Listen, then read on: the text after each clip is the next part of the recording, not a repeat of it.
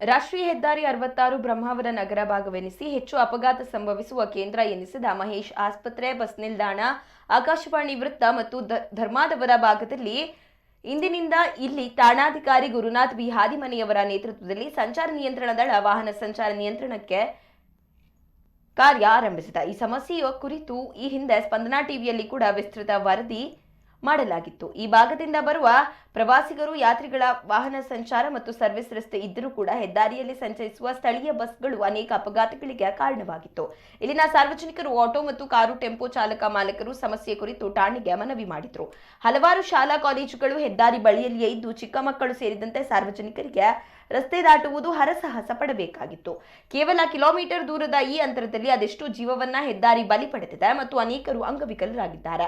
ನಗರ ಭಾಗದಲ್ಲಿ ರಸ್ತೆ ಬದಿಯಲ್ಲಿ ದ್ವಿಚಕ್ರ ವಾಹನ ಇರಿಸಿ ಹೋಗುವುದರಿಂದ ಅಂಗಡಿಯವರಿಗೆ ವ್ಯಾಪಾರಕ್ಕಾಗಿ ಬರುವ ಜನಕ್ಕೆ ದಾರಿ ಇಲ್ಲದಂತ ಪರಿಸ್ಥಿತಿ. ಇದೆಲ್ಲದಕ್ಕೂ ಇಂದಿನಿಂದ ಬ್ರೇಕ್ ಬೀಳಲಿದ್ದು ಠಾಣೆಯ ಸುಂದರ್, ವೆಂಕಟರಮಣ, ಪ್ರವೀಣ್ ಶೆಟ್ಟಿಗಾರ್, ದಿಲೀಪ್ ಮತ್ತು ವಾಹನ ಚಾಲಕ ಸಂತೋಷ್ ಇವರ ತಂಡ ಪ್ರತಿದಿನ ಎಲ್ಲಾ ಭಾಗದಿಂದ ಸಂಚಾರ ನಿಯಂತ್ರಣ ಮಾಡುತ್ತಿದ್ದಾರೆ.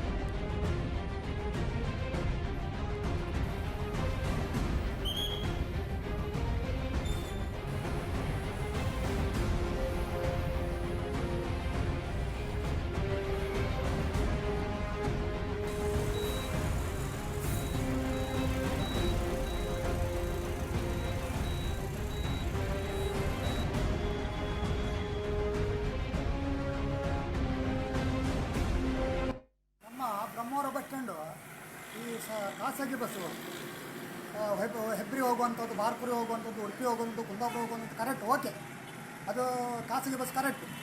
ಮತ್ತು ನಿಮ್ಮ ಬೆಂಗಳೂರು, ಮುಂಬೈ, ಹುಬ್ಬಳ್ಳಿ, ಧಾರವಾಡ ಹೋಗುವಂಥ KSRTC ಬಸ್ಸುಗಳಾಗಲಿ, ಪ್ರೈವೇಟ್ ಬಸ್ಸುಗಳಲ್ಲಿ ಆಗಲಿ ಸಂಜೆ 7 ಗಂಟೆ ಮೇಲೆ ಸರ್ವಿಸ್ ರೋಡಲ್ಲಿ ನಿಂತು ಹೋಗುವಂಥ ವ್ಯವಸ್ಥೆ ಮಾಡಬೇಕು. ಇನ್ನೊಂದು ಬೆಳಿಗ್ಗೆ ಸಹ ಹಾಗೆ 7 ಗಂಟೆ 8 ಗಂಟೆವರೆಗೆ ಸಹ ನಿಮ್ಮ ಬೆಂಗಳೂರು, ಬಾಂಬೆ ಗಾಡಿಗಳು ಹೈವೇಲಿ ನಿಲ್ತದೆ. ಜನರಿಗೆ ತುಂಬ ತೊಂದರೆ ಆಗ್ತದೆ.